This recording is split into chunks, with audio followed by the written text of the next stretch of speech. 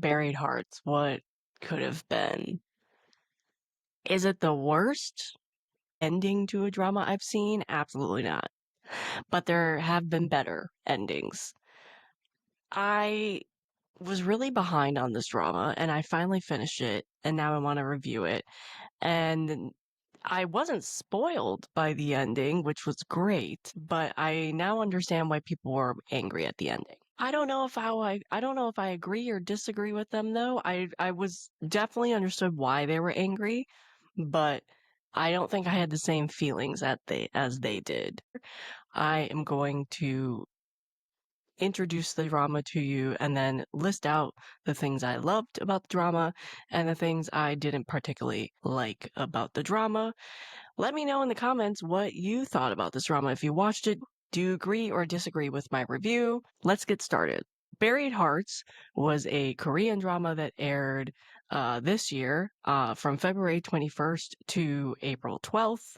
It starred Park Hyung-sik, also starred Ho Jun-ho. They were like the main two people.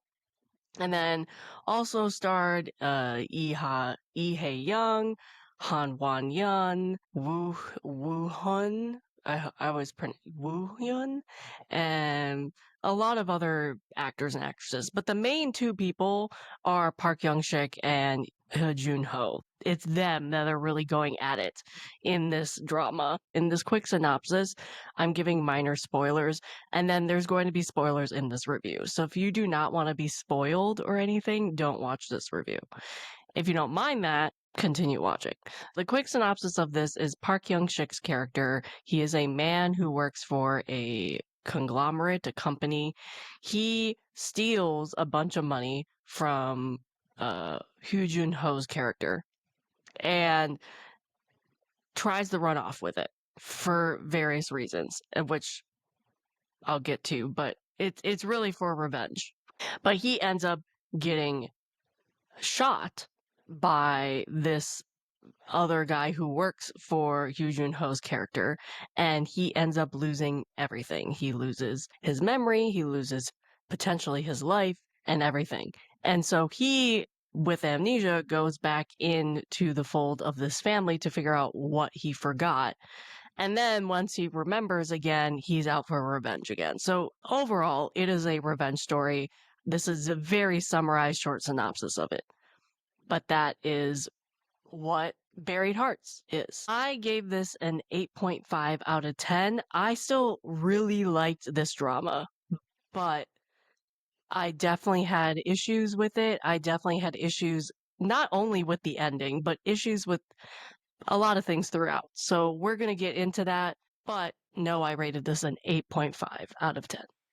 So the number one thing I loved about this drama is this is by far one of my favorite Park Young-sik's characters roles. I've seen him play this type of role before, but not as intense. Like I would say if you liked his role in Happiness, this is 10 times more intense than that, but Happiness should give you an idea. Him absolutely just going down that dark path of revenge and knowing he probably can't come back from it and willing to sacrifice so much for his revenge. I loved every second of it. His acting in this drama was fantastic, and what he put into this character was believable and just so fun to watch because you rooted for his character. His character went through trauma. When I say trauma, he went through trauma in this show. And so you rooted right there, right next to him. Like you wanted him to get revenge. And so it was a lot of fun watching his character go head to head with Hoo Jun-ho's character because that was primarily the person he wanted revenge on. He eventually wanted revenge on other people, but primarily it was Hoo Jun-ho's character because he was really the puppet master behind a lot of the other people that he wanted revenge on.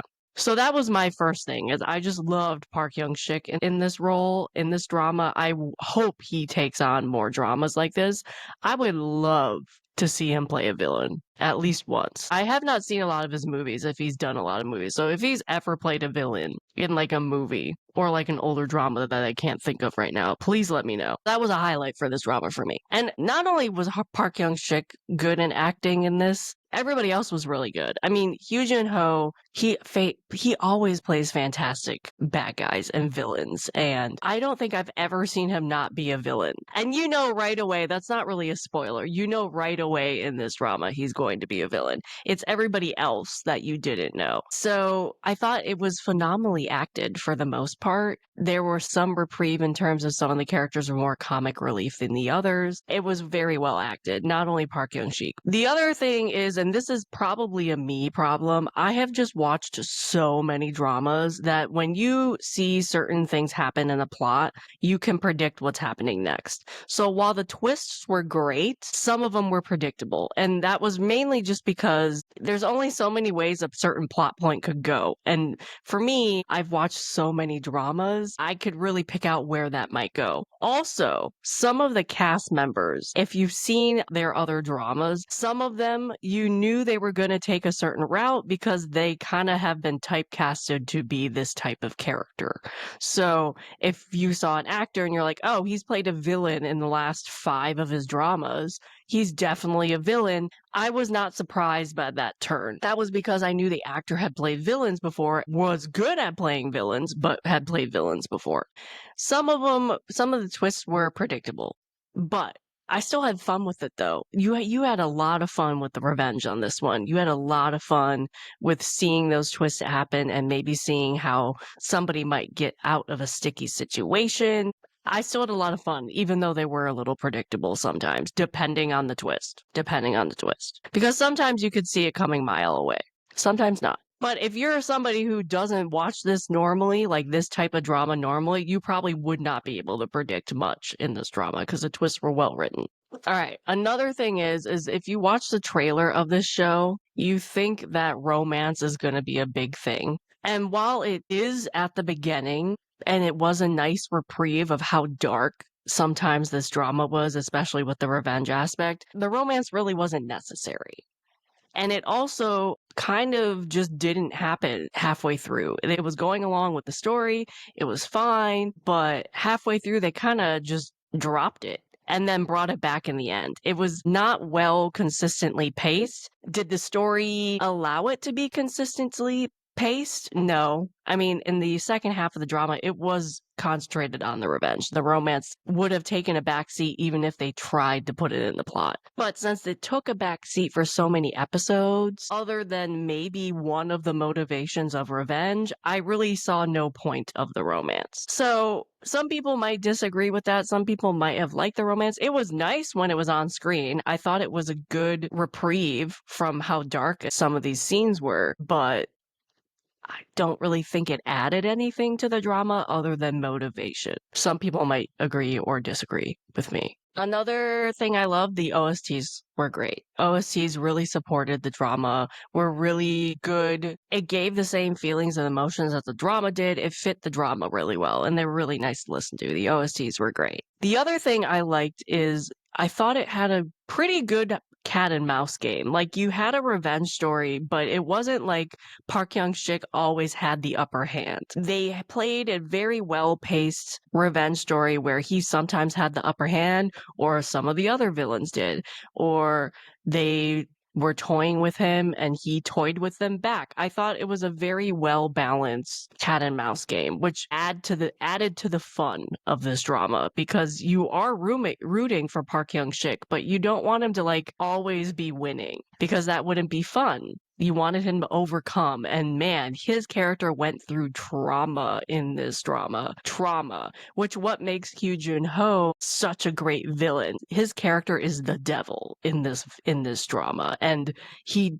plays it so well. And they both, Park Hyung-sik and Hugh Jin-ho's characters, really went all out for the revenge or getting rid of one another or getting on top. They really were trying to be on top, to be the one at the end that was benefiting or not benefiting from everything that's happened in this. They wanted to win. They wanted to be the one on top at the very end, at the very bitter end. So they couldn't lose. So it was a really good cat and mouse game, in my opinion. Now, moving on to some of the things that I thought the drama could have done better, or I wish the drama just didn't do at all. First up, Hugh Jin-ho is a great villain.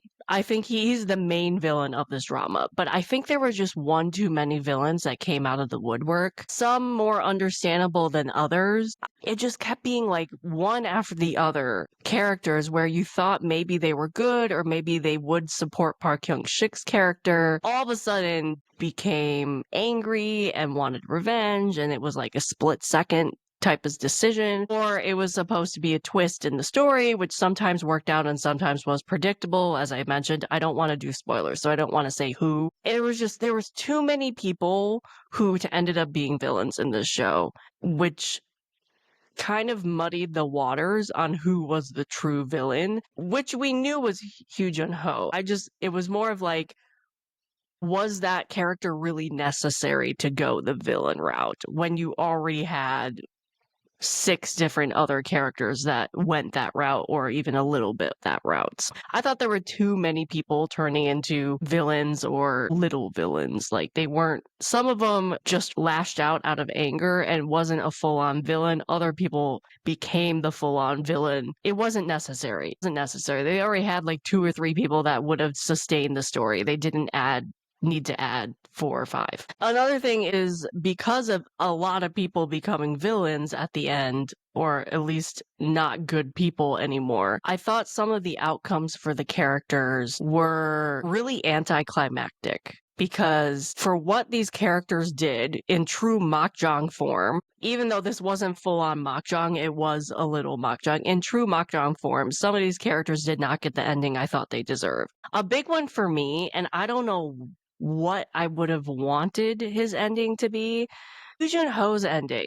I thought it was good, but I feel like it could have been better. But I'm not sure what that would have been because I think death was too easy. So I like that he didn't just die, but I don't know. I thought they could have done something a little more harsh in his ending, but I'm not really sure what that would have been.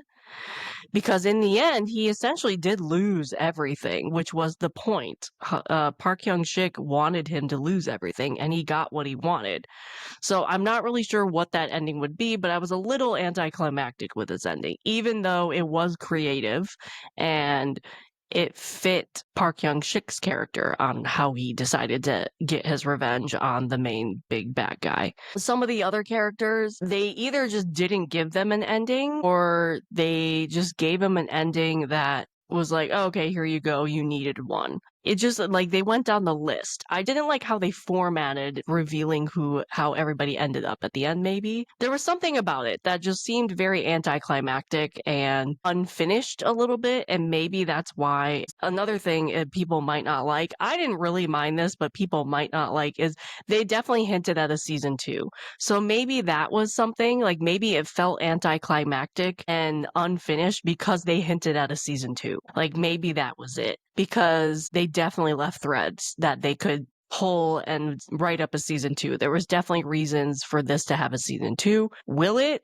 I'm not sure, but they definitely set up a revenge again. He could come back and get revenge. There was a lot of things he could have done for season 2. So maybe that's why some of the characters' endings felt unfinished to me a little bit. Also, I thought the last couple episodes really slowed down. It was going very well in terms of pacing and the revenge, and you were getting what you wanted, and you got cliffhangers, and you got everything. Great. Then the last couple episodes just seemed to stall, and I don't know if it was just because he was playing the long game and they had a year time jump in it, but it just seemed to really slow down in the last 2 episodes, which affected my rating a bit, and also why it might have taken me so long to finish this Korean drama. At least it wasn't an hour and a half episode.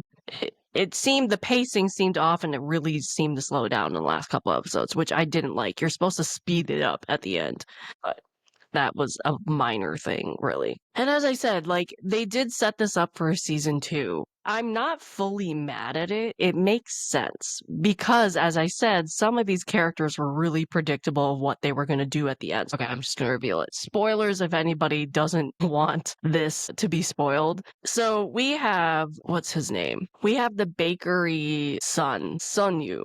Young Soo's son, played by Cha Woo-min. The whole setup of him pushing his half-brother off the roof. His half-brother is Hyo Tae-yoon, played by Yoon Sung-hyun. A lot of people are going to be upset with that because it is clearly a setup for a season 2. Yoon Sung-hyun is related to Park Hyun-sik. Park Hyun-sik would find that out and come back in revenge. It's clearly set up for a revenge, right? And you also kind of saw it coming because as the show progressed, Cha Woo-min's character is baited by money, baited by greed, baited by power. He wanted to get rid of competition. This entire show is about people, rich chaebol people, going up against each other to be on top. And then you have Park Hyung-sik and Hoo Jun-ho ultimately trying to fight to be the top dog overall, over everything. I wasn't 100% angry with that because I would watch a season 2, but I would understand why. Because it also made sense for Cha Woo-min's character to do that.